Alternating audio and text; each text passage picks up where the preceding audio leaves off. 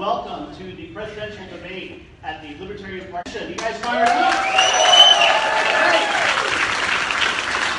Well, enough about me. Let's get started. I'm going to introduce our moderators for the evening. First up, we have Jack Finkel. Many of you know Jax. Give her a shout out,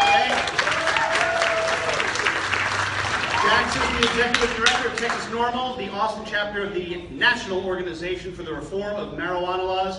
She's been involved in cannabis laws since 2005. Sorry, 2005. Maybe you're older than you are. That was me saying 1900. In her tenure, Jax has given hundreds of interviews and participated in panel discussions and speaking engagements. She innovated the first ever cannabis-centric Voters Guide in 2012 and continues to prepare for the Texas Normal Voters Guide each election season. Welcome, Jack Finkel.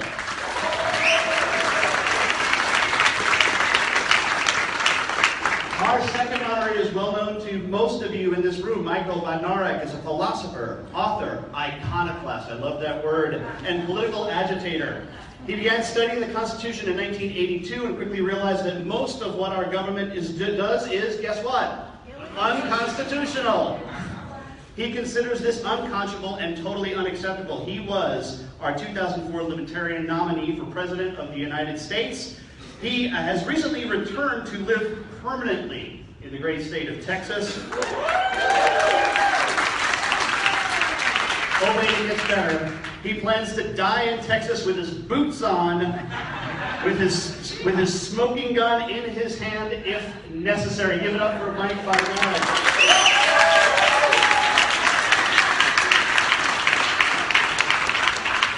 Now for the millennial portion of our program, we have Ben Farmer. He is the Vice Chair of the Libertarian Party of Texas. Give it up for Ben. He is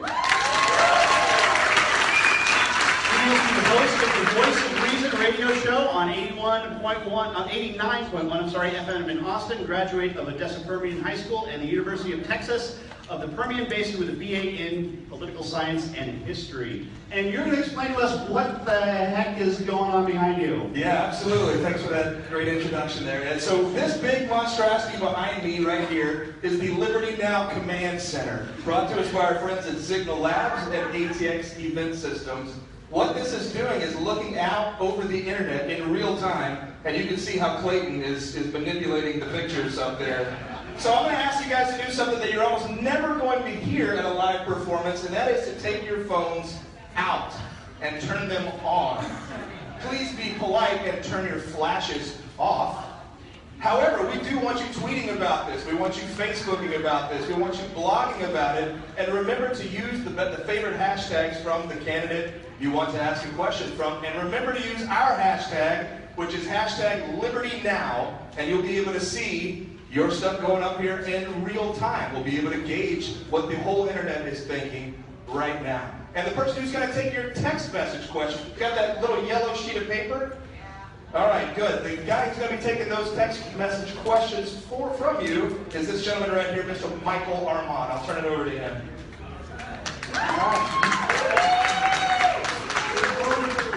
So in order to send a question, you are going to send the text to 22333.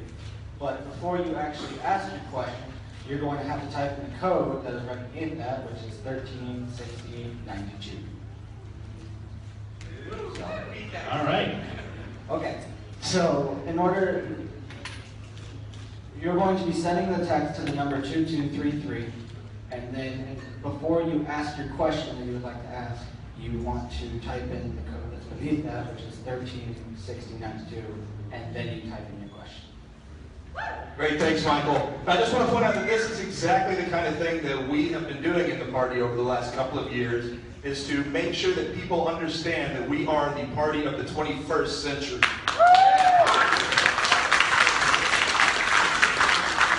And we will use the creative application of technology to show the rest of the world that the libertarians are coming, baby. And we will use the creative application of technology to show maybe undecided voters in the state of Texas that we are the party of the 21st century. We use the creative application of new technology to show the rest of the world that we want liberty now. We want it right now, and that's what this weekend is about. Let's do it. All right, Thanks, Michael. So hashtag Liberty Now. There's also some of you I know are also using hashtag LP Debate if it's specifically about debate, but we want you to push that Liberty Now in order to get on the big board over there, right? So hashtag Liberty Now. Now to introduce the candidates for tonight's event.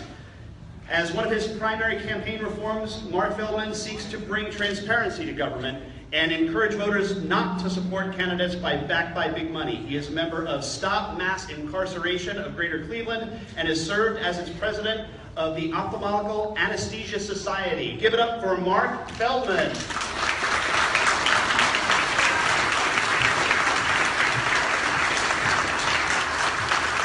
Shauna Joy Sterling is a non-fee pastoral counselor. She has a BA in religious studies and a BA in psychology and an emphasis on school psychology, an MA in educational psychology, additional coursework in rehabilitation counseling and working with families with military backgrounds. Sterling is running for president of the United States to protect and defend the United States Constitution and the rights of the people to live in peace and freedom. Welcome, Shauna Joy Sterling.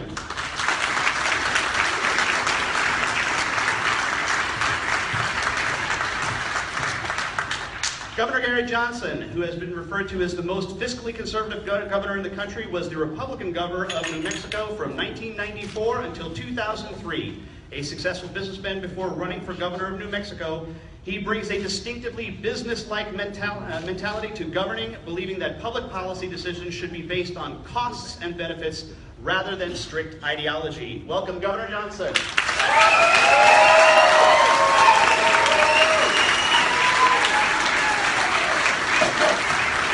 Austin Petersen is a constitutional libertarian who believes in economic freedom and personal liberty. Petersen's passion for limited government led him to a job with the Libertarian National Committee in 2008, and then eventually to the Atlas Economic Research Foundation. After fighting for liberty at our nation's capital, Petersen took a job as associate producer for the Judge Andrew Napolitano Freedom Works show on Fox Business News. Welcome, Austin Petersen.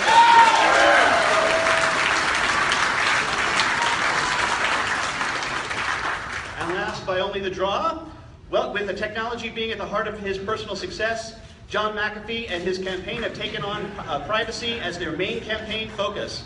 He has authored several books on yoga, been featured in several publications on technology and privacy, and founded several development companies. Welcome, Mr. John McAfee.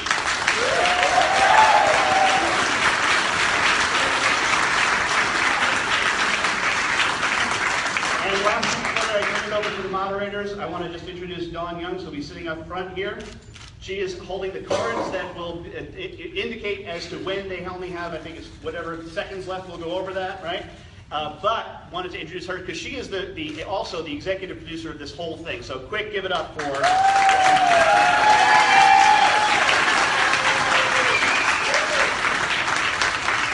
I'm out of here. Michael, Jax, you're on. Candidates, welcome. Good luck with your campaigns.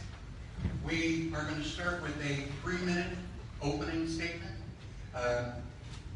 Dawn is going to be doing our timing. Can you announce what the yellow means? This will be 15 seconds. Done. What is the get off the stage part? That's me. That's you. That's me. Please adhere closely to the flags. If you keep talking for more than a few seconds after the red flag, I will embarrass you on TV. All right, 3-minute opening statements. We're going to go in order. Dr. Feldman, you're first. Thank you.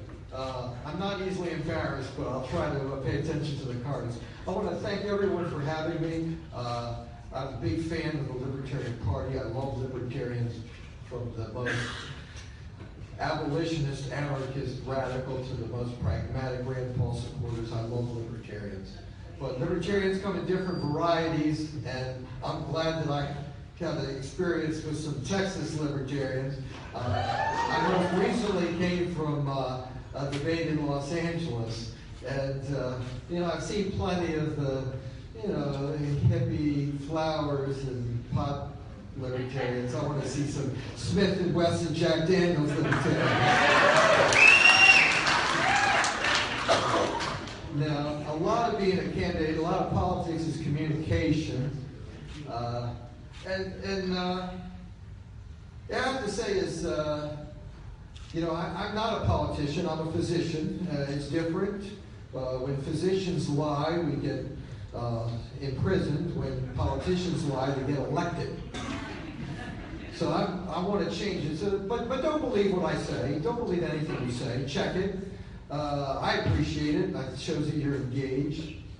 I really, I ran for Ohio Attorney General. I got 100,000 votes, more than my friends and family. But I did it for the Libertarian Party, not for me. There's really no political office or appointed office I ever really wanted. But it occurs to me there's one office that I would gladly take, and it would be an honor to be the U.S. ambassador to the free and independent Republic of Texas.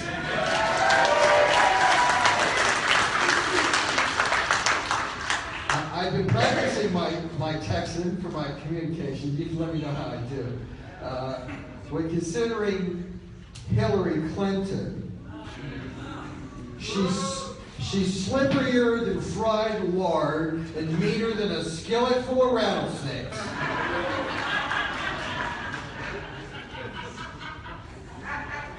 Now, I tried to find something for Donald Trump, but none of the Texas idioms really seemed, 10-gallon mouth, all had no cattle. This didn't really express what I wanted to express, and maybe it's because I don't have that experience. I had to fall back on my own experience in New York City, Washington, D.C., and probably mostly Baltimore, Maryland, and fall to the idioms of the plain-speaking folk who would say that Donald Trump is a fucking asshole, a spoiled, selfish bully, and a bigoted motherfucker.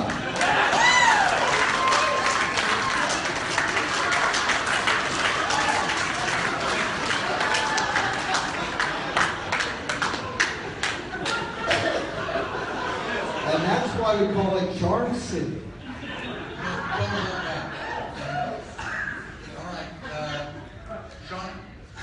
I don't know how to follow that one, Marc. I will tell you that I don't like Donald Trump. And it's our responsibility as a Libertarian Party to make sure that he does not become the next U.S. president. And my God, to make sure that Hillary, who is a traitor to this nation, does not become the next U.S. president. I love this party. I think I've been a Libertarian my whole life. When I was just 4, well, maybe it was 5 years old, my parents dropped me off at school, and I said, I don't like this school. I remember this too, I don't want to be here. And when it ended, I threw my papers in, and I took off walking out of there. And long story, they held me out, and they didn't know what to do with me, with this self-independent person. And so, I was raised Christian, so that works. Christian parents, who were both ministers, and I did all that singing. I worked with youth, I worked with children, did a lot of outreach.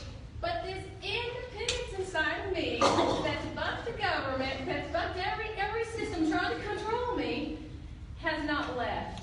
And I finally found my home with the Libertarian Party. And I'm here to stay. And I'm going to help you. Everything I've learned. I've been an organizer for another campaign. They recruited me. I did this math internship. Next thing I know, I got recruited.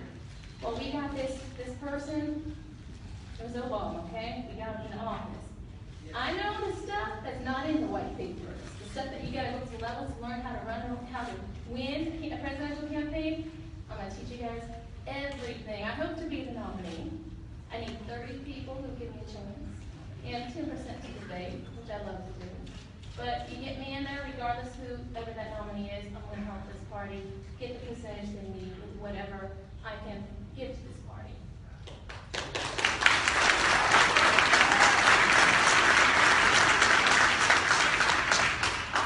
I've had an amazing... No, I'm sorry. That's okay. Well, tell me when my time's up. I'll just say, because this is important, I've got to go to several debates with these guys, meet a lot of libertarians, and you would not believe the diversity of libertarians that we have.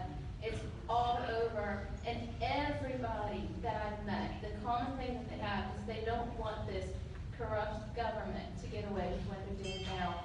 I will go in and I will prosecute them. Our government is controlled and has been overtaken by those who do not love this country, who do not love freedom, and I'm going to go after each and every one of them.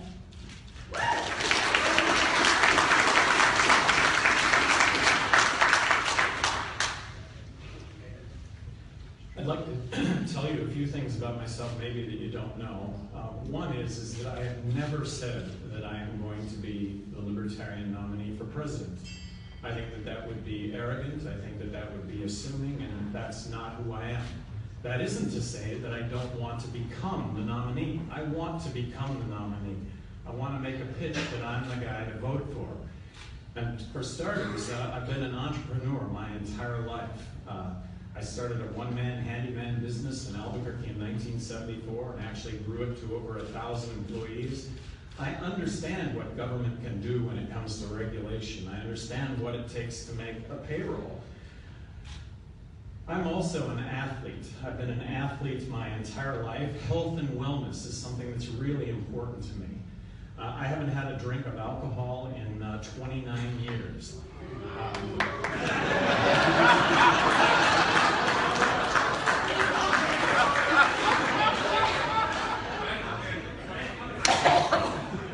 I've climbed the highest mountain on each of the 7 continents, and what that says is that I know how to put one foot in front of the other. I know what it's like to climb uphill, and I know what it is to persevere, to just keep after it. That everything that we do, something goes wrong, and you can either persevere or you can roll up on the couch and say that's the end of things. I was also the governor of New Mexico. I distinguished myself as governor of New Mexico by perhaps vetoing more bills than the other 49 governors in the country combined. So I'm the government skeptic. I really don't believe that government, although it's well-intentioned, passes legislation that actually positively affects our lives from the standpoint of time and money. And like I said, I stood up to that in a big way, more than the other governors combined. I ran 2 campaigns for governor where I did not mention my opponents in print, radio, or television. I think people want to vote for somebody as opposed to not voting for someone else. Give people a reason to vote for you. I tell the truth. I admit mistakes. I am on time to a fault. I live by the golden rule. Do unto others as I would like others to do unto me. Thank you.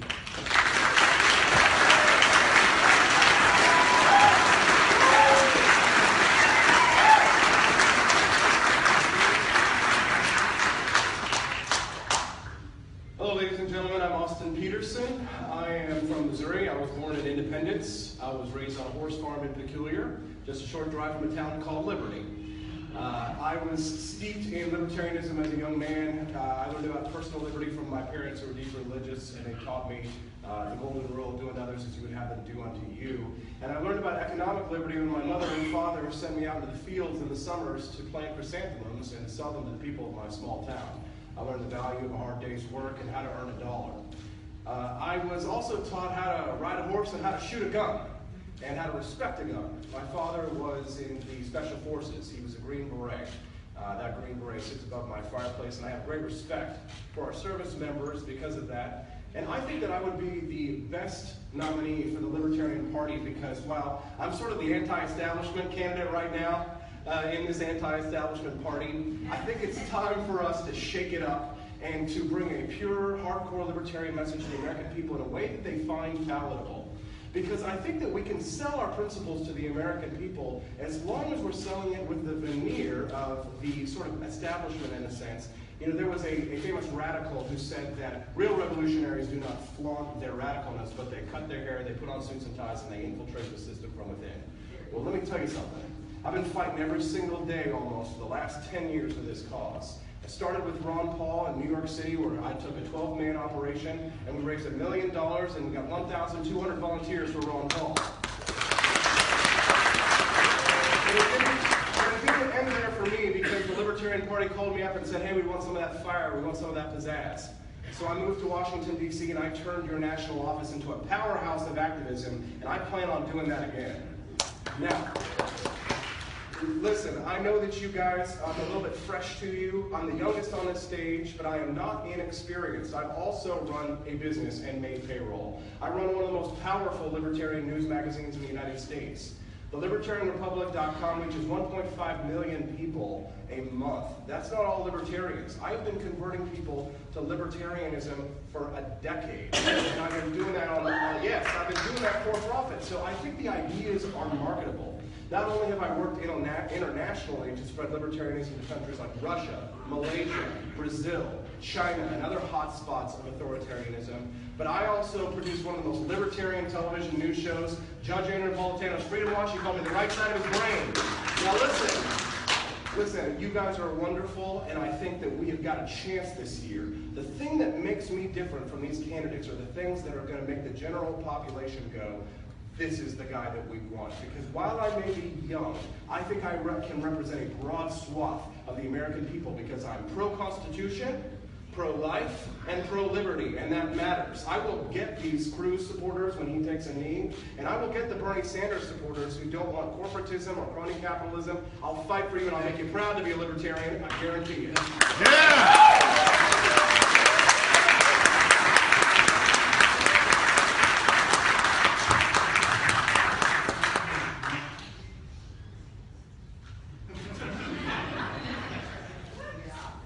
I first read Henry David Thoreau's Civil Disobedience when I was in college.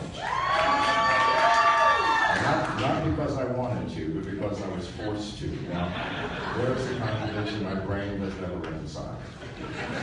My first arrest for marijuana was in 1971 in the town of Bristol, Virginia. I was walking down the street, smoking a joint, and got arrested.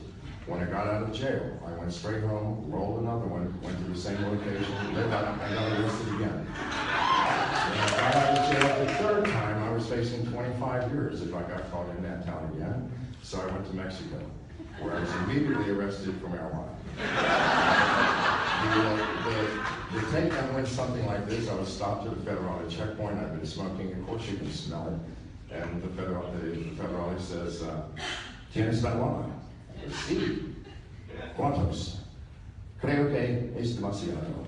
In other words, I think it's way too much, and I was arrested. So after that, I decided that marijuana I should stay away from for a while. So I started selling in Mexico jewelry without a license. I got my second license, and in Puerto Vallarta, I got arrested for selling jewelry without a license.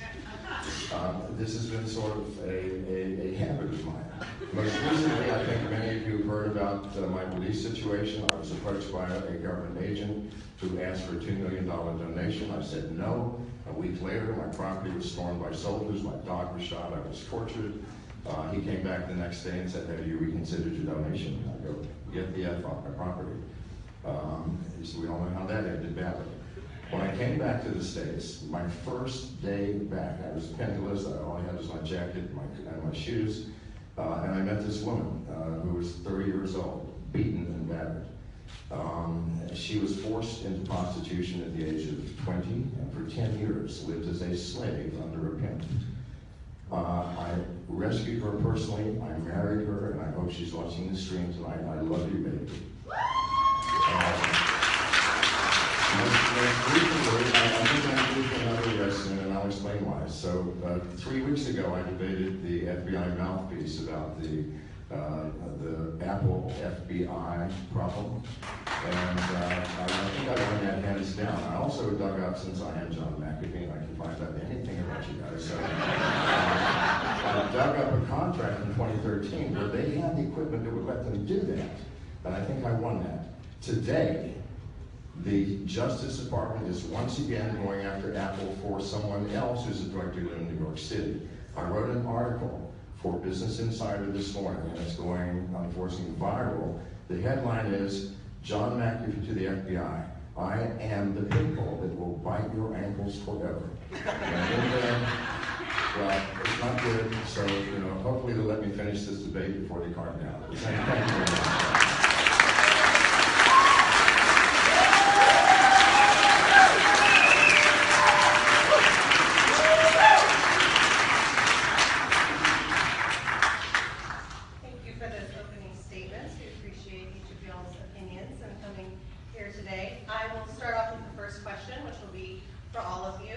Ending marijuana prohibition and the failed drug war has long been a libertarian position.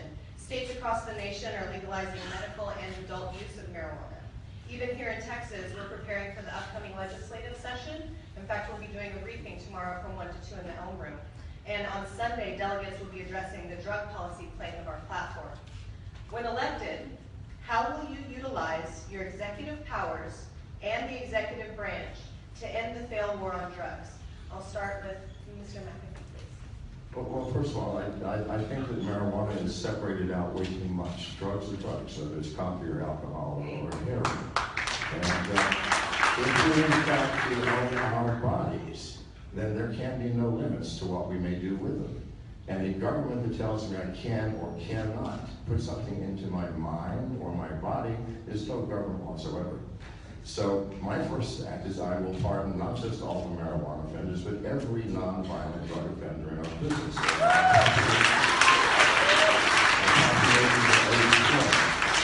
Non-violent citizens. That will be a start.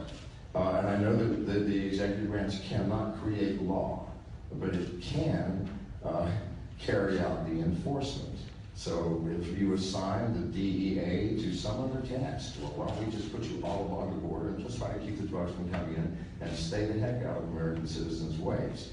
I think we can legally do that. But it's a horrendous, horrifying situation. I've been in prison many times, unfortunately. And I can promise you, it is a horrific.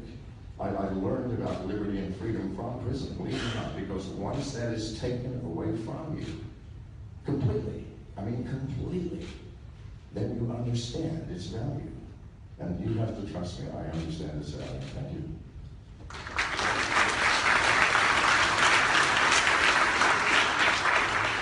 So I think I've assembled one of the finest teams of economic advisors, military advisors, and team of libertarian lawyers that I think would make a fantastic transition in government for you all. And several of those advisors have told me that the president actually does have the authority to end the federal war on drugs on day one, and this is how. All we really need to do is to ask the head of the DEA to set the enforcement schedule of these drugs to 0. So I can end the federal war on drugs on day one, setting all drugs to 0 and kicking the war on drugs back to the states, ending the federal war on drugs on day 1, and I would do it.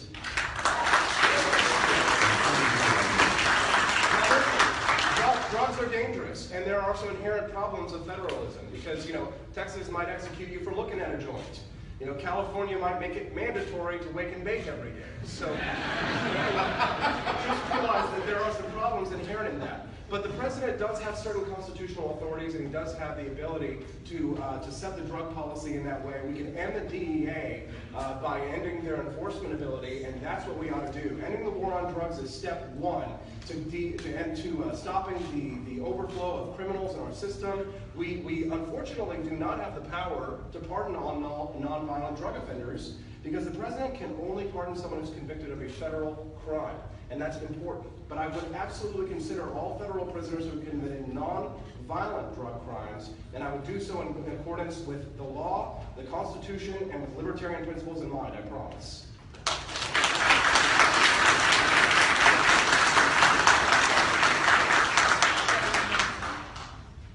Good news, bad news. Good news, in 1999, I was the highest elected official in the United States to call for the legalization of marijuana.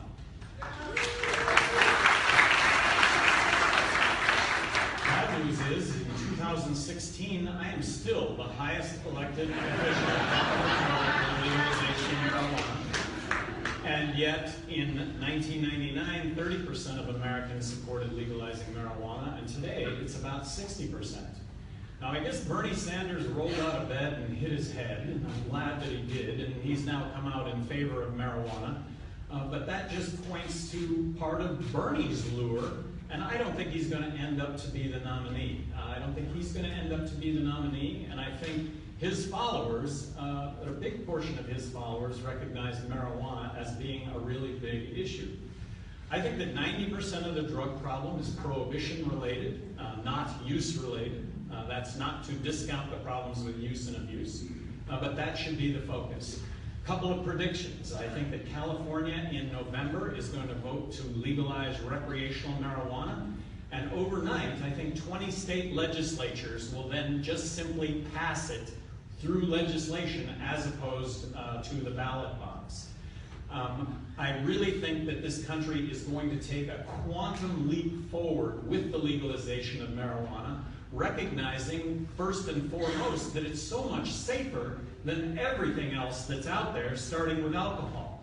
Something that is not all that well known, and that is in Colorado, the campaign to legalize marijuana was a campaign based on marijuana is safer than alcohol. I would pardon all those non-violent, victimless criminals behind bars in federal prison, and as governor of New Mexico came to recognize that the majority of federal prisoners are there on drug-related marijuana crime.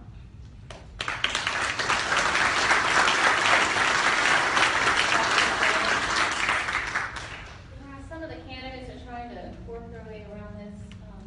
I know Petersen was mentioning possibly some executive orders. What executive orders would you do? No, actually, you just I'm curious. instruct the I'll use DEA. my phone. Yeah, you would instruct the DEA to set the federal drug schedule to 0. Okay. I don't know what, I'm not sure how you got to that, how you got to that. But I do know this, that pursuant to our U.S. Constitution, federal government has no right to regulate the drugs. And that's the truth. That is a decision for the states, and that's a decision for the people. And via the Constitution, I will pursue those who have violated it, and I will go after them strong. And this so-called government who's bringing whatever, shadow government or whatever these people are that are actually bringing these drugs in. I spent 2 years in Guatemala fighting for children's rights and fighting corruption. I hired criminal attorneys to help me in this war. I'm not scared to go after these people, and we will go after them. As far as those who have been put into prison and they're nonviolent and it's for drugs, I will seek to have legislation brought to me, and I will support it so that I can make sure and not have this continue, that we can go back and try and find a way to help them through counseling. But they should not go to jail. They should not be in prison. This is ridiculous, and this is targeted a lot of minorities. And so I will aggressively go after this and make it to where we can actually provide some way to get these people who have, in my opinion, who've been put into prison and suffered wrongly, to right them from the injustices that they have had to suffer under our corrupt government. Thank you. Dr. Feldman? They say opportunity knocks but once. Reality keeps knocking and knocking and knocking and knocking, and nobody answers the door. There is reality. Marijuana is not a drug. It's a plant. It's an herb. I disagree with those who want to regulate marijuana like alcohol and tobacco. It should be normalized like caffeine and chocolate. I will admit that I have never used marijuana because I've never smoked anything in my life, and the brownies just have too many carbs. And also the fact that it's illegal makes it kind of inconvenient, as John has shown. I'll tell you though, we had our Libertarian Party convention in Colorado, but they had it in Colorado Springs, one of the places that makes marijuana illegal. Makes no sense to me. Now, I do not approve of medical marijuana because marijuana is not medicine. It's therapeutic, but it's not a drug. A lot of things are therapeutic. Tea can be therapeutic. My mother's chicken soup can be therapeutic, and good sex is therapeutic, but I don't want it regulated by the FDA.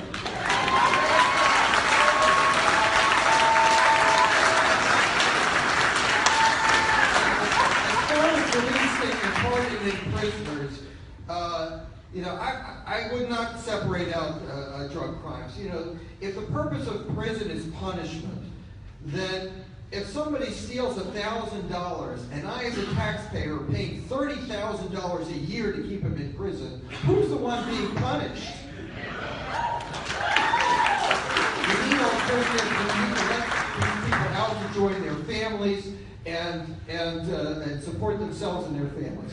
I'm not so much about freedom and liberty. I'm about power and control. I agree with the non-aggression principle, but I add a second principle. I call it the positive empowerment principle. We need to maximize the power of individuals to control themselves, their property, and their environment as long as they're not infringing on the rights of others.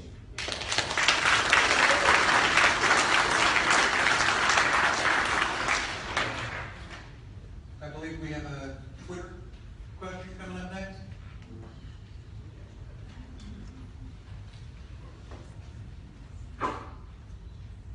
So the question is, what would each of you do to get the federal government out of public education? And for which candidate? All of Well, according to our schedule, you them. Then Gary Johnson. Education. Yeah. Get the federal government out of public education. I would abolish the Federal Department of Education.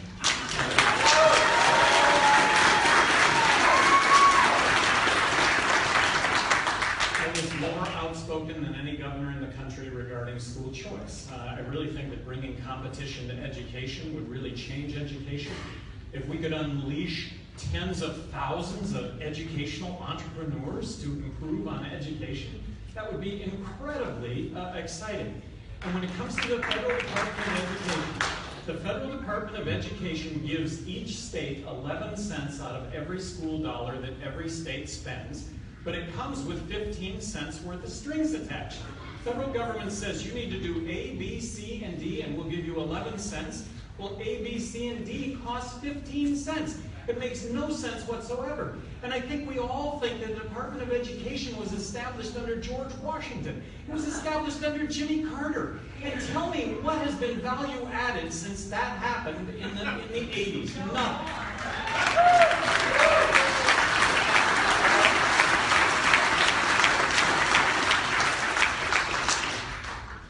Great, so let's check in with what's going on at the mission control wall over here. Over here is the real-time mentions, and before this debate started, you would get a peek every 15 seconds or so. As you can see right now, it's peaks after peaks after peaks. Each one of these colors represents a different candidate or also the convention itself. So we're blowing up all over the internet, folks. That's what's going on in here right now.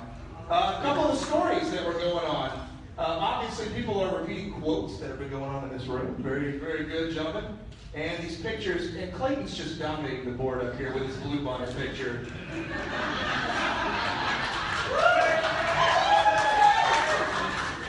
So keep the tweets and the Facebook posts coming. Remember to use the hashtag LibertyNow, and let's change the world, folks.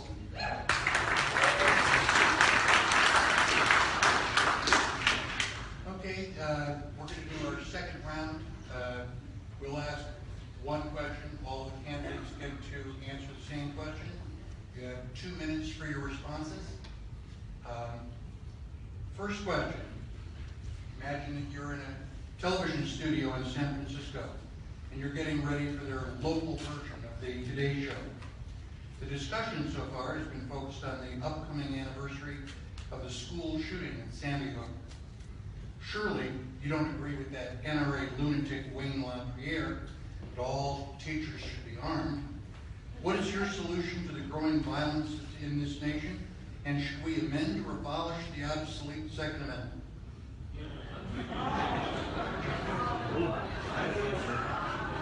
You make the assumption that I do not want all teachers to be armed.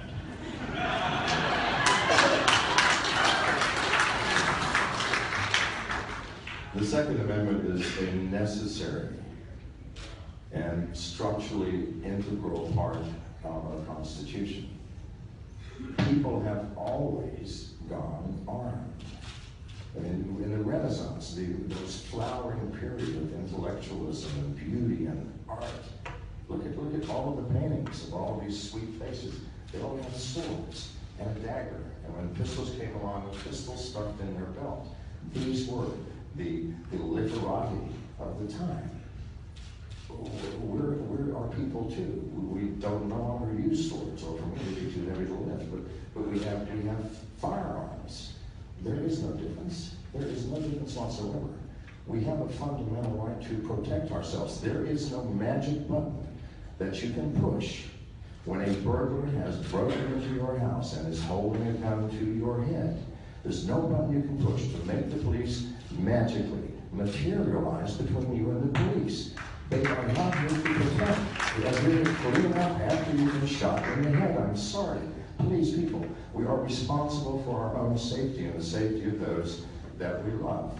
Our families, our wives, our children.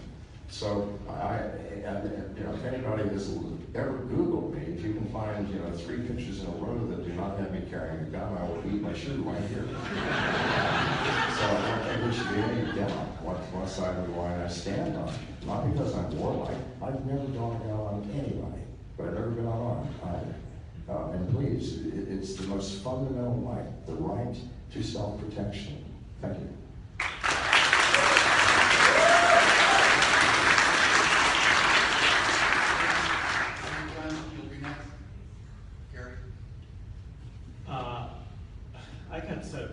There's a difference up here, and right or wrong, I did get to serve as governor of New Mexico for 8 years, and after the shooting at Columbine, the press had microphones in my face. What do you do? What do you do? What do you do to prevent another Columbine? I said, you're not going to like the answer. What do you do? What do you do? You're not going to like the answer. What do you do? Well, you arm teachers. You make it a requirement that teachers be armed, and you're not going to like that answer, but that's how you could potentially limit the damage of something like that in the future. As governor of New Mexico, I did sign concealed carry. As governor of New Mexico, I stood up against limiting the caliber of a bullet or the number of bullets in a chamber. In my opinion, you start doing that, and only the criminals are going to have the bigger caliber weapon or more bullets in the chamber. And I believe in arming the good guys. So Second Amendment is very important. It's something that I've stood up for my entire career and continue to stand up for.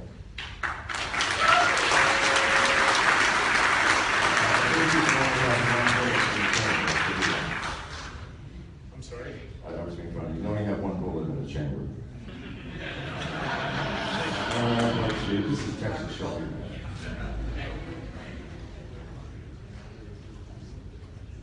Most laws are really given to the states. Only special laws are in the Constitution. The reason why the right to bear arms is in our Constitution is because it's not about target practice or hunting or even self-defense. The reason it's in the Constitution is because it recognizes that the right of the individual is superior to the power of the state.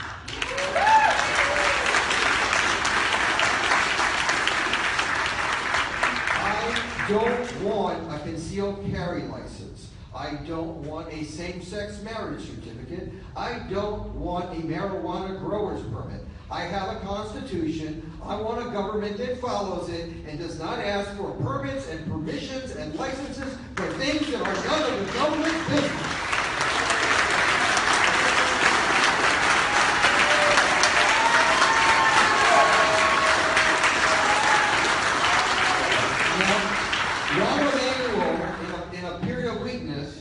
Spilled the beans. In a famous quote, he said, "Never let a crisis go to waste. It lets you do things you couldn't do otherwise." And what it does is it allows you to control the population. People ask me, what would you do to stop a Columbine? You're asking me what I would do? You're making me king? Am I the absolute monarch? Am I the one? Is everyone going to listen to me and do exactly what I say? If that's the case, don't stop at guns. I can fix everything in a week. If the criminals and everyone's going to listen to me, I'll fix everything. But the problem is, I won't be here forever. Somebody else will be king, and then they will infringe on the rights of individuals. So instead of asking what I would do, why don't we ask who should be making the decisions? Who should be controlling the guns? Should it be our government? And should it be our law-abiding citizens? Thank you. The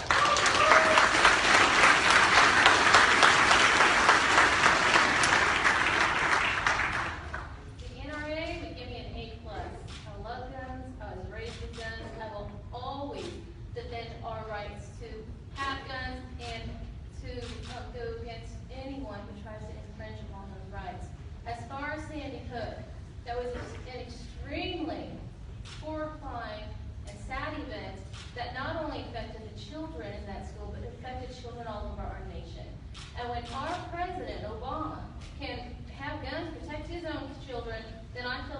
children, if their families want it, if their schools want it, then they should have that same opportunity to protect their children. As an organizer for his campaign, they gave us a list that specifically said that they would not infringe upon the gun rights. It was a lie. They deceived America to get elected, and we saw them immediately go for the guns, start to change the laws based on Sandy Hook. What they did was wrong. They should never have done that. When I saw that Obama was going back, and he was actually trying to get control and take these arms away, which is not what he ran on. Okay, this was his real motive. We see that now. I went out in defiance and I got an AR-15. I live in Kentucky. It was great. Went to the show, got an AR-15. I was so proud carrying that thing out. And I put some videos on. You know what? They did not like it. I started teaching on the Constitution. They didn't like that either. And I actually had to leave my home because I got threatened. I had to leave. I came to Texas with Family for Safety. All my radios so that my car goes up. I went into my little girl with my AR-15 sitting in our little Scion car. I went into a rest stop and had Department of Homeland Security came out with them staring their face right at me, scared the hell out of us. They were looking at me. They had targeted me. And as I began to drive off, I had two of them harass me. And because of that, when I realized I was fighting for rights in children in Guatemala, one of the most dangerous countries, I had security. They moved us house to house for our safety. It was very dangerous, but I stayed there and fight. And when I saw that our own country was doing these things, you want to know why I'm running for President of the United States? Because I'm not going to go down that road. And I can't do this by myself. The GOP won't do it. They're bought and paid for. The DNC won't do it. I am sorry to tell you this. The Libertarian Party, it's our only hope to change this country, and I need you guys to do that. On TV, this is a packed house. There's people everywhere in here. We all need you.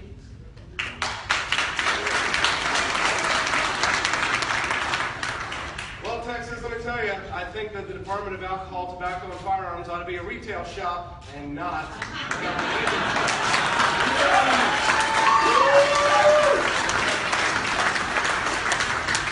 I consider myself a constitutionalist, but truly we do not get our rights from the Constitution. We get our rights because we are individuals, and our natural rights are intrinsic to us and to our humanity. And that includes the right to self-defense. The founders didn't write muskets in the Second Amendment for a Constitution. They wrote arms because they had foresight. And the militia clause is oftentimes quoted to us by liberals as a way to say, oh no, only public officials, only organized militias can have guns. Let me tell you why that's not true. Because George Mason, who was George Washington's hunting buddy, was asked the question of what does this militia clause mean? And he said, oh, I asked her, what then is the militia? It is the whole of the people, except for a few public officials. So let me tell you, I do actually believe in a form of gun control. We need to control the government's use of guns.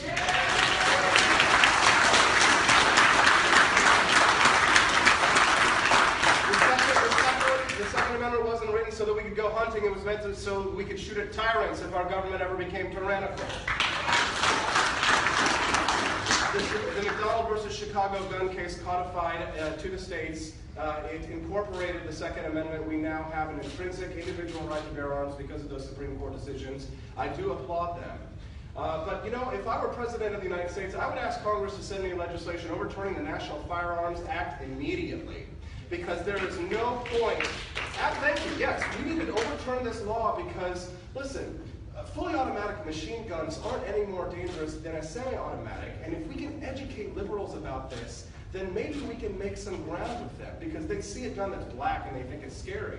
Well, if we had more gun education in this country and we could explain to people the relative safety of firearms, then I think we would have a safer country. An armed society is a polite society. I would defend gun rights to the last man, I promise you that.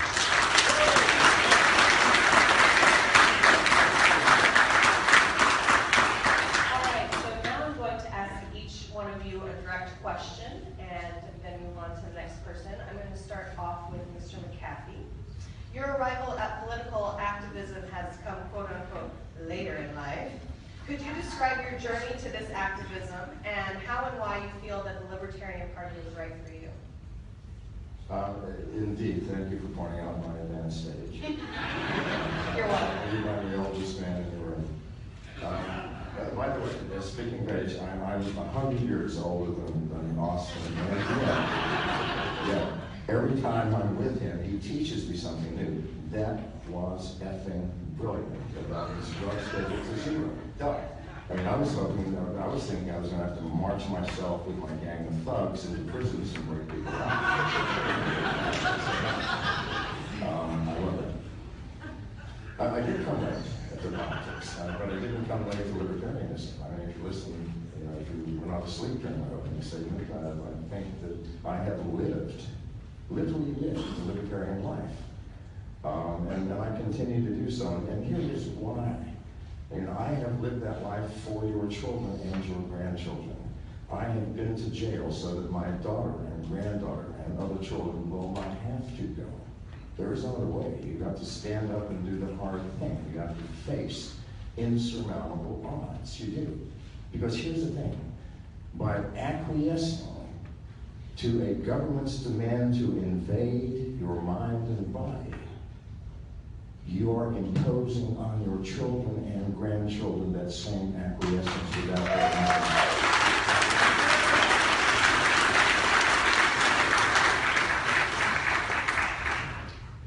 That's all I have to say. All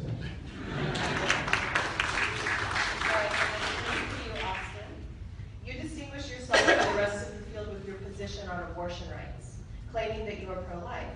The current libertarian platform states, recognizing that abortion is a sensitive issue and that people can hold good faith views on all sides, we believe that the government should be kept out of this matter, leaving the question to each person for their conscientious consideration. Could you give us a more detailed explanation of your position from a libertarian perspective? When you say pro-life, what exactly do you mean, and what specific proposals are you making in relationship to this position? Absolutely. I've been convinced by Dr. Ron Paul on this issue. This is not a matter of religion to me. This is a matter of personal ethics. And I believe that libertarians should be pro-life because all humans deserve the same right to life, liberty, and the pursuit of happiness.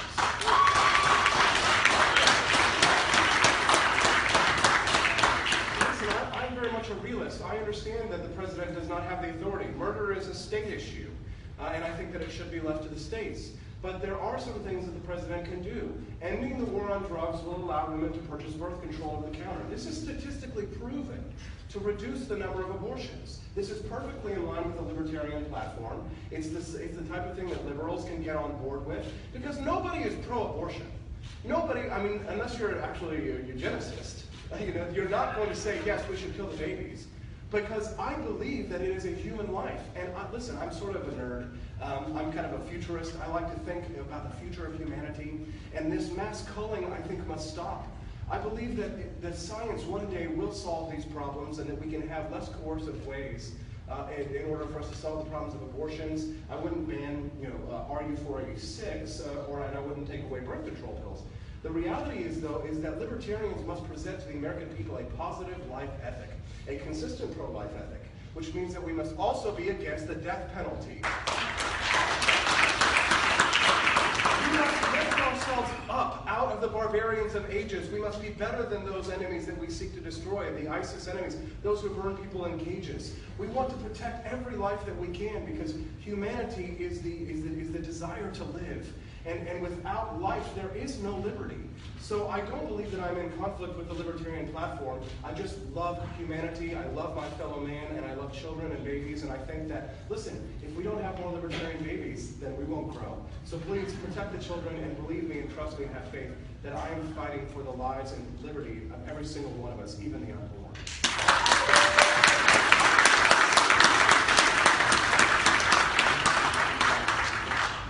Governor Johnson, we have been at war forever. When you are elected to be president, what would be your strategy to get us out of the current conflicts that we are in? Well, first of all, I would stop putting, I believe that our military interventions have made things a lot worse. They're not the cause for terrorism, but they've made things a lot worse. So let's stop Let's stop with the military interventions. Let's stop putting troops on the ground where troops are, men and women are dying, maimed, injured for life. Let's stop dropping bombs. Let's stop with the drone flights that are killing thousands of innocent people.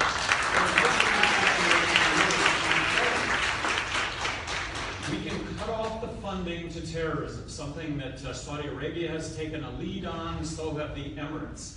We need to involve Congress in declaring war on terrorism, something that currently has become an executive prerogative along with the military.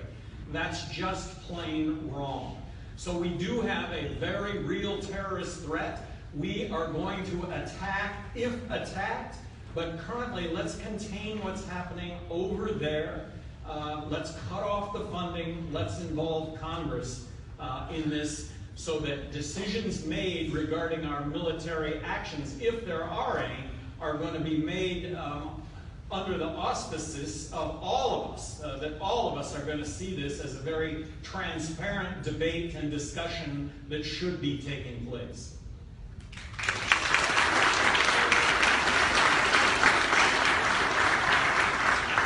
Pastor Sterling, you were recently a Republican. Can you address your shift to libertarianism? I was actually raised a Republican, and being raised a Republican, you're not allowed to be anything else but a Republican. So, let's see, I'm 43 now. So that was pretty strongly ingrained in me. And I never got involved. I never did like what I'm doing right now. And I think the reason why I didn't get involved and I didn't do much is because in my heart, I just was a Republican. And then, of course, I told you how I got recruited to help the Democrats out. I thought, maybe, this is cool. That really, they love the grassroots. We're all going to help each other. And I just really thought everybody's going to help each other. And we did. And I learned all the stuff I learned and learned how to get a president elected. But then I saw Obama. I saw the whole list of all the lies that he did. And I said, you know what? This party is the same as the other. They're run by the same. And I don't want anything to do with them. But I didn't know about the Libertarian Party yet, okay? So y'all have to really get the word out because people will love the Libertarian Party once they know about it. They really will. And so what I did is I said, I got to do something. I went back to the Republicans. I said, I'm going to run against Mitch McConnell. At that point, that was after the Homeland Security kind of came and followed me and made me mad. Then I said, you know what? I'm going to run for president of the United States. Let's deal with that. And when I thought I was going to go ahead and probably need some political experience since I didn't have any, so I ran against Mitch McConnell, and I had a lot of experience doing that. And when I gained the experience I needed, I pulled out, and you won't believe what I did. I endorsed the Libertarian candidate, and it was David Patterson. And he was the first one who reached out to me. Then another Libertarian reached out to me. And it's really people that reached out to me that drew me into this party. And I thank you guys for accepting me, and I love it. And I'll help you however I can.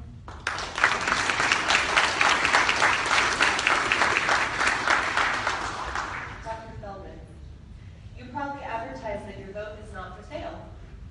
Yet we know that the presidential race can be a very expensive undertaking. So this is a twofold question. How do you propose to fund your race? And do you have a specific policy about campaign finance reform? Absolutely. I mean, basically, there's two parts of this campaign. I actually started from assuming that I've been elected president of the United States, I've been sworn in. Will I be able to balance the budget? Will I be able to move this country in the right direction? I have my balanced and credit plan. It's implementable. I can do it. Now, so let's keep working backwards. How do I get elected to be president? How do I get the Libertarian nomination? So there's two parts. First question is, how do I get to the nomination? And the fact is, I'm an anesthesiologist. I have some extra funds. And even with a few $5 contributions, I can travel, I can stay in hotels. It's really no problem. I have a wife who is not supportive, but when I told her I was thinking of running for president, my wife is no libertarian, but she had a very libertarian message. She said, Do what you want. I can't stop you. Just leave me out of it. Wouldn't it be great if our government said same-sex marriage, marijuana, guns, healthcare, retirement? Do what you want. Just leave me out of it.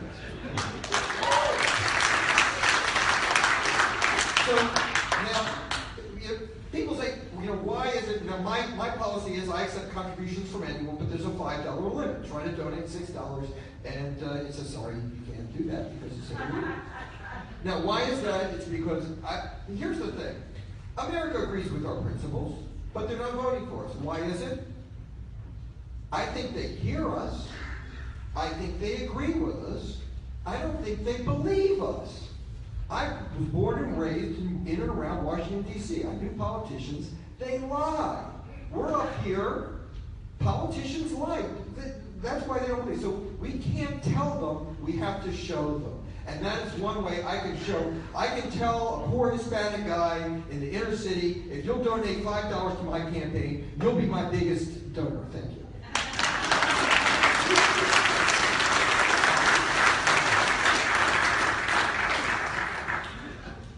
I really like to ask the same question of all the candidates so I can compare answers. When Gary Nolan and I ran in 2004, we were actually very good friends. We characterized ourselves as two Clydesdales pulling the same beer wagon. So what I'd like you to do is to pick one of your opponents and tell me why I should vote for them.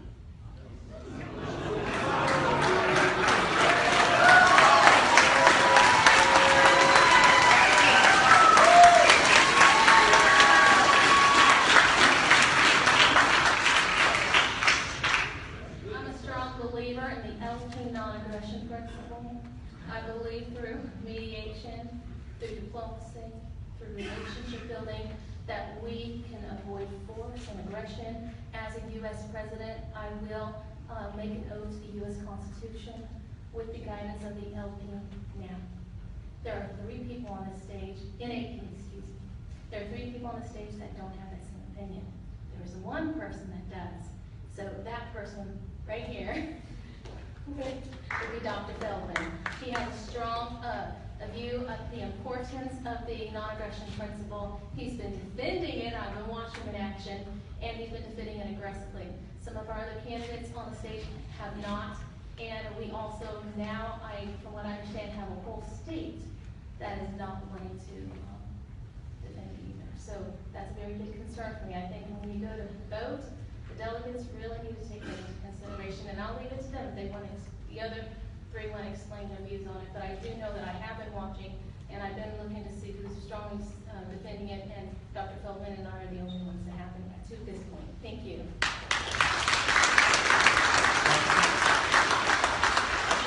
I can say a lot of nice things about everybody up on the stage. I've known Governor Johnson for years. I supported him heartily in 2012, and if he wins, I will support him with all of my heart as well again.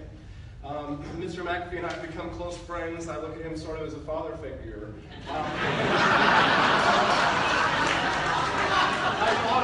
I'm insanely jealous of his life, and who wouldn't want to live that kind of utopian libertarian life in South America? And an international man of mystery and intrigue. Mr. McAfee is an inspiration to me. I think he's got the sex appeal that this ticket needs.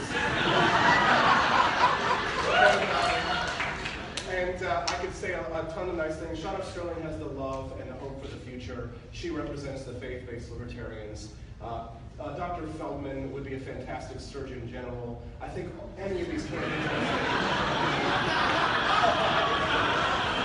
I think there are lots of good reasons to support any candidate on the stage. Governor Johnson is a great voice for liberty. He's got the experience and the credentials that we definitely lack with the rest of us. So we all have our strengths and weaknesses, and I could make a case for anybody up on the stage, but vote for me anyway.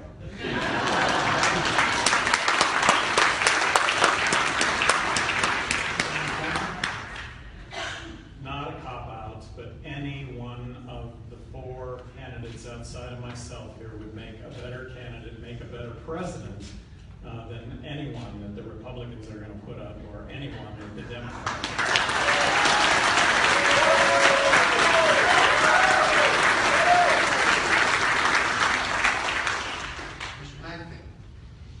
I have to agree with Gary Johnson. If you look at the current field, it's like choosing between a brain tumor and castration. I could not, with all of my heart, for either of those. And in all seriousness, Gary's correct. I think any of us up here would make a far better president than anything that the Republicans or Democrats have vomited out in the past 20 years. Thank you.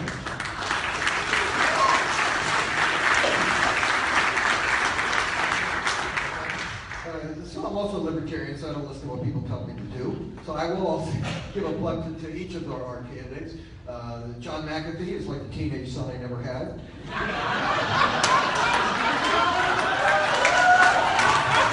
Also, Jerusalem brings a freshness and energy and they throw it pretty easy on the eyes.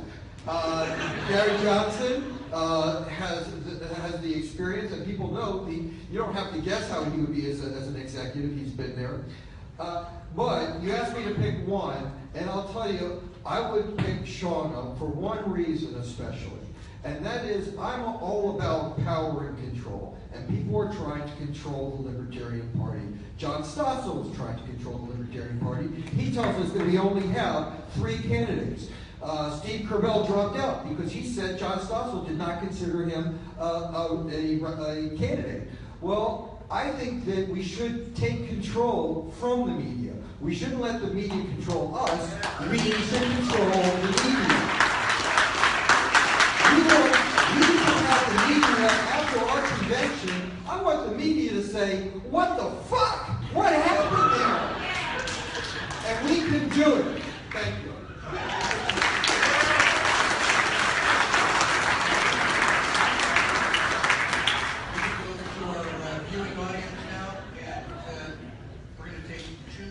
Twitter questions directed to each question directed to a particular candidate. So this question is for Mr. McAfee. Your arrival at political activism came later in life, and could you describe your journey to this activism and how and why you feel the Libertarian Party is the place for you? We are libertarians. That one got answered earlier, right? Yeah. Give him another. Give him another. I'm happy to answer it if that makes everybody happy. They asked that already. They did, but I'll answer it again. It's easy for me. Another question. That'll please everybody here.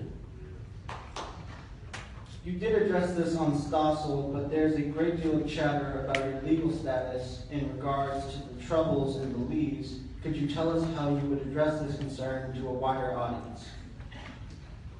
I will be more than happy when the Japanese create an android that can speak for me, because I get that question more often than I get hello or you're welcome.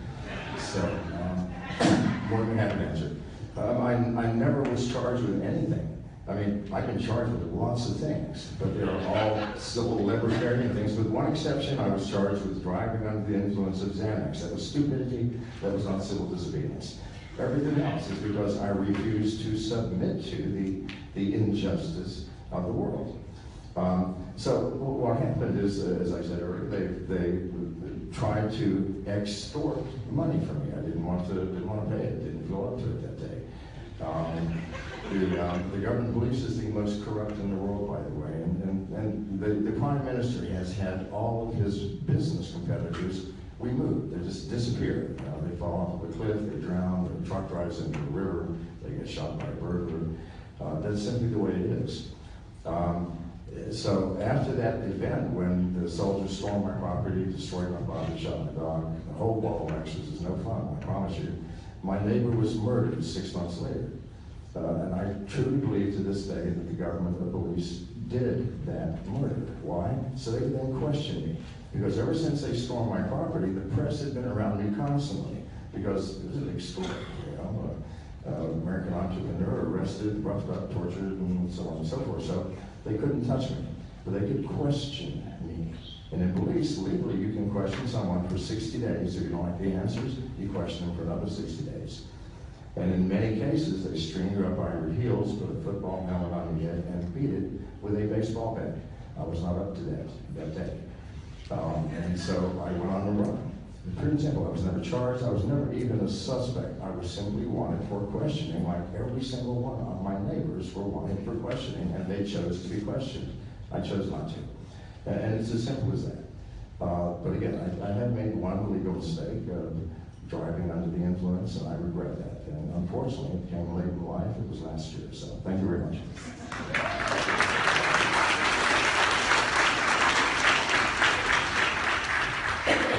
And the second question is for Dr. Feldman.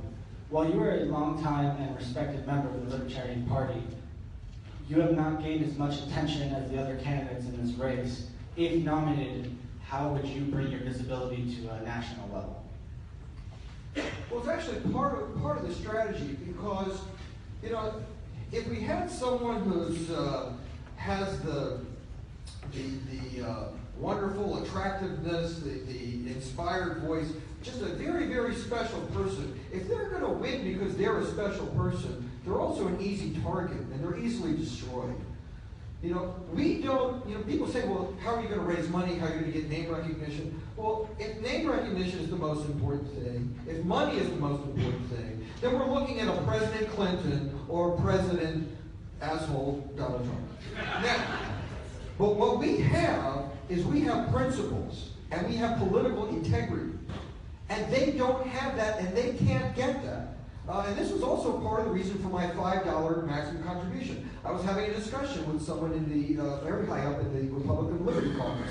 He said, let me explain to you why libertarians cannot possibly win. I said, why is that? He said, because whatever issue starts to get traction with the public, whether it's marijuana legalization or same-sex marriage or gun control or civil asset forfeiture, whatever it is, if it starts getting traction, the Republican Party can get on top of that bigger and louder and look like they invented it. And there is no way you could win.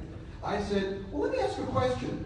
What about my $5 maximum contribution? Suppose that starts getting accepted by 3%, 5%, 7%, 10%. Do you think the Republican Party could get in front of that? He thought for a moment and he said, I don't think so. That's how we're going to win. We're going to win on our principles. We're going to win on our integrity. The other thing I'll tell you is that my last name is Feldman. I'm proud of that name because my great-grandfather bought it to get onto the boat. But Feldman is man of the field, a farmer. So you throw dirt at me, you throw shit at me, I will grow tomatoes. I'm not going to do a long throw. Thank you.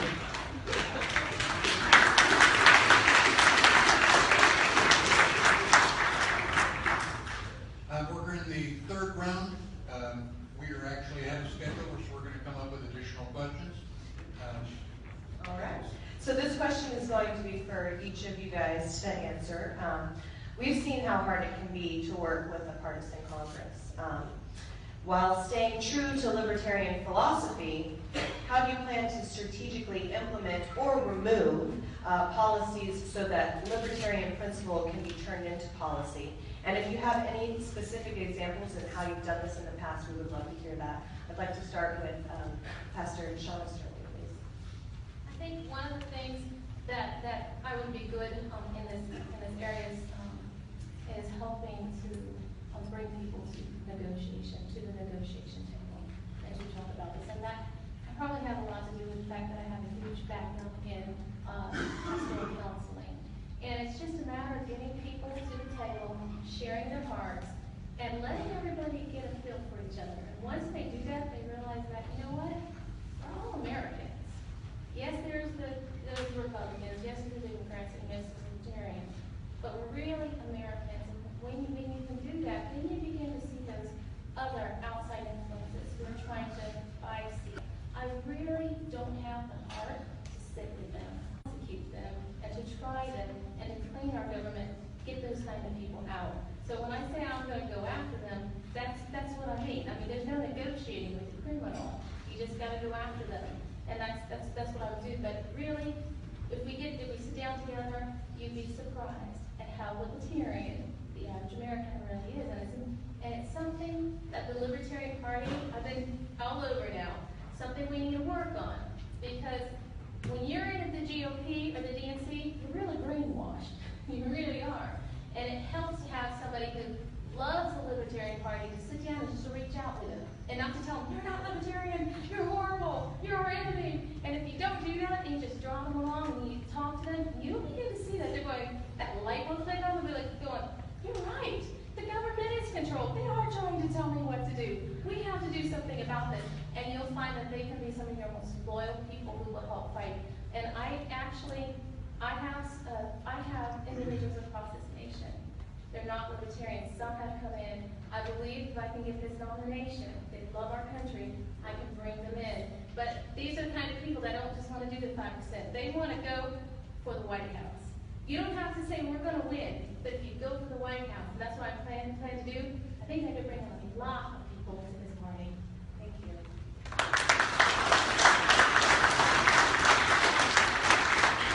Mr. Petersen? Yeah, there are obviously lots of issues that we can work with Republicans on and Democrats on. There's a little libertarian in everyone. But let's be honest, if a libertarian president wins, that's a mandate to kick some ass. We're talking about cleaning house here. So with a wave of liberty in the United States and a presidential candidate who destroys the three-party systems, we have a mandate. So I will use the power of the veto to ensure that Congress sends me a path to a balanced budget. And that's what I'm pushing for. I will veto every unconstitutional bill that comes along my desk or one that does not set us on the path to a balanced budget. Now, I have got the plan that I think is the best way for us to address the problems of our debt and our deficit. That is the penny plan. If you haven't heard of it, do me a favor, Google it. This is what we need to push to the American people. 1 penny out of every federal dollar across the board, we cut spending, and we pass a constitutional amendment, a balanced budget. If the American people have to balance their checkbooks, so should Congress.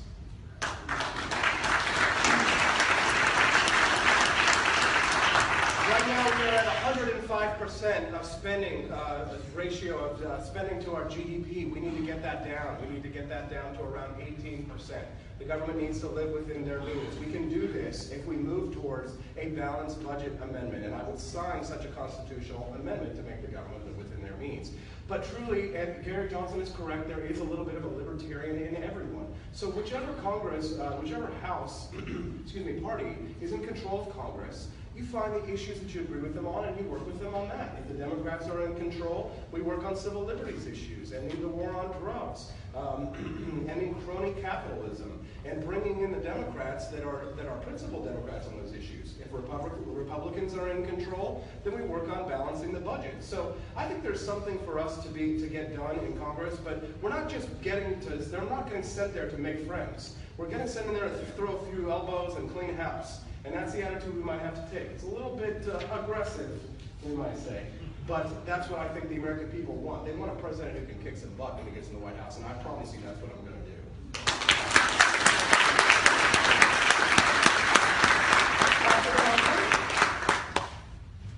Government is an instrument of force. It's a lethal weapon.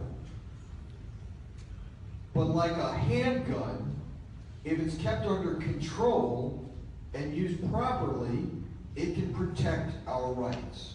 If we don't control it, it will infringe on our rights and the rights of others. We need to get government under control. I agree with Shauna. You don't negotiate with criminals. I will not negotiate with Congress.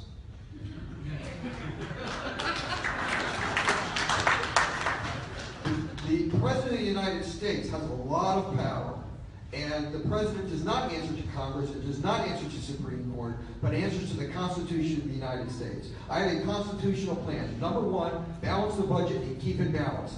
If we have to, for our nation, Ronald Reagan did a hiring freeze. He was sued. The court said, if the President says it's necessary for the country, it's necessary for the country.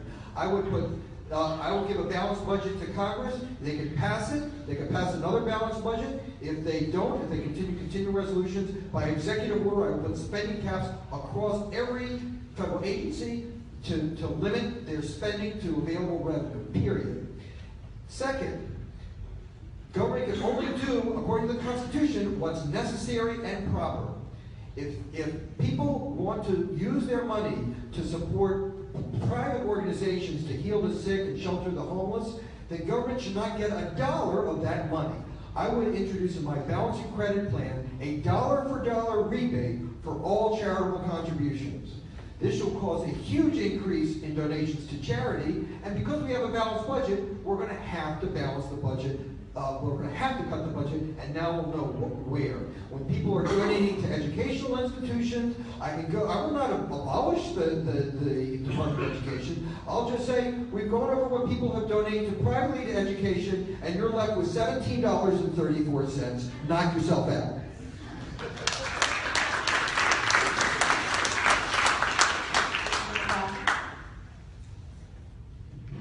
Well, I had an epiphany recently, and I finally understood there is one thing that the president can in fact do. That is instruct the DEA to set the drug schedule to 0.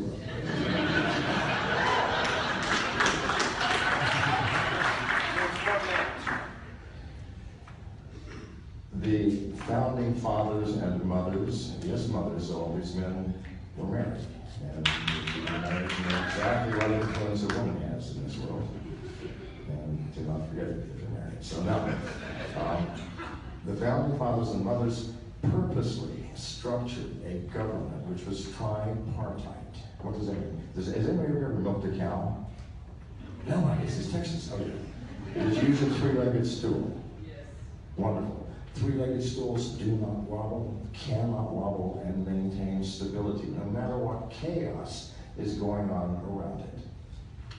So, if we truly act on libertarian principles, which are very, very simple, they are the principles within the Constitution, our right to privacy, our right to self, the fundamental concept that we do not harm one another, we don't take each other's property, and we keep our commitments and our agreements, we keep our word.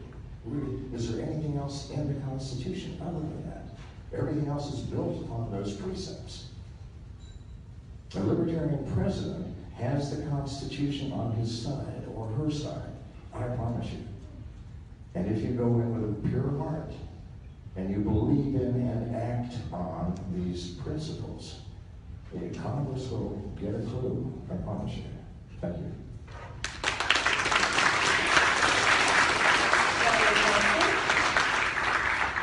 This is going to sound really naive, but I've never been involved in politics before prior to getting elected governor of New Mexico. So naively, I really thought that Democrats and Republicans would come together when it came to good ideas. Well, that's just not the case. There's Republican dogma that Republicans won't cross over that line. There's Democrat dogma that they won't cross over that line. And I will tell you that I was an equal opportunity vetoer when I was governor of New Mexico. I got elected as a Republican. There was 2-to-1 Democrat versus Republican in the legislature. A third of the bills I vetoed were Republican bills. My favorite bill that I vetoed was a dog and cat exercise bill. It was a Republican bill that was going to require pet stores to exercise their dogs and cats 2 hours a day, 3 times a week. Now I got to tell you, it's a really good idea. That's why I would like to buy my dogs and cats, but I vetoed it because I said if I sign this legislation, the next thing I'm going to have to do is fund the dog and cat exercise police. So I think, as a libertarian president, you could challenge Republicans to balance the federal budget. You could challenge Democrats. We've got the highest incarceration rate of any country in the world, and really it has to do with mandatory sentencing. It has to do with ending the drug war. Challenge them. They're supposed to be about military intervention, but they're not. But challenge them on that. And as opposed to crony capitalism, bring a libertarian perspective for the whole country. Look, let's eliminate income tax. Let's eliminate corporate tax. Let's abolish the IRS.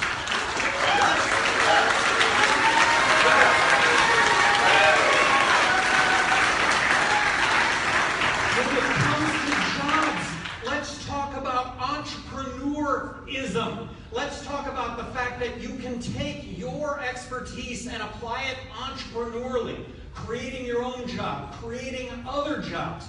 Look, the model of the future is Uber. It's Uber everything. It's Uber accountant, it's Uber electrician, it's Uber doctor, it's Uber lawyer. It's eliminating the middleman, allowing direct payment by you and I as customers to the individual serving up those goods.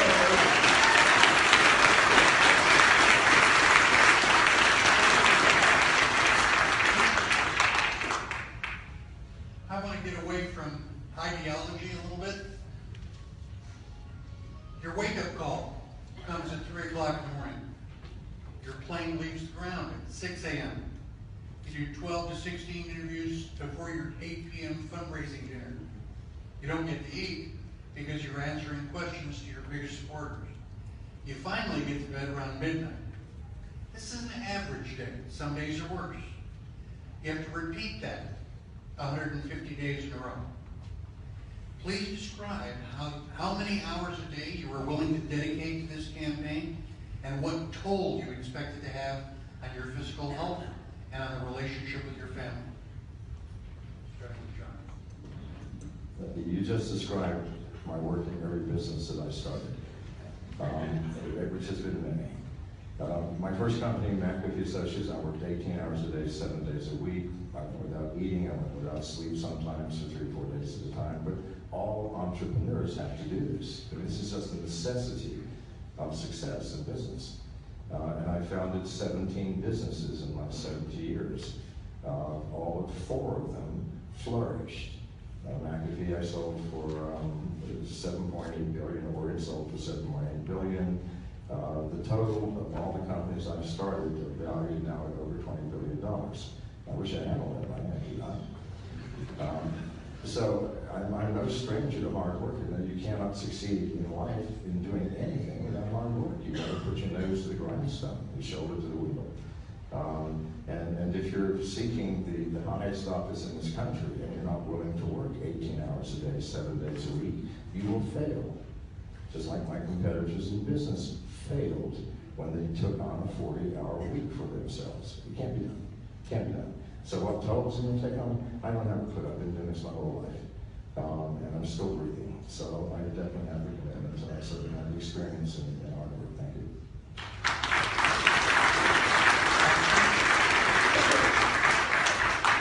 So I've had the good fortune of having a tremendous campaign manager come onto my team who is an entrepreneur himself, who has been fighting doggedly every day. I'd love to give some credit to him, Mr. Tony Stiles. About 4 to 6 weeks ago, we were in Washington, D.C., and it was 3 a.m., and my girlfriend and my staff had all been passed out. There was nowhere for me to sleep except for a dirty pile of laundry against the wall. And I curled up against the cold wall, and I slept with a airline pillow on my back, around my neck, because I didn't want to disturb everyone who had been working so hard to get me here today. And when the state of Colorado decided that they would not invite me to their forum specifically because they were afraid of what I had to say in their forum, we drove 18 hours that night straight to Colorado to tell them, give them a piece of our mind and talk about liberty and free speech and say what that really means. So, if you think that when the presidential debates comes around, that I'm going to slink away even if they don't invite us, even if we don't make the high percentage, the ridiculous percentage, you got another thing coming. I will be there. I will be there.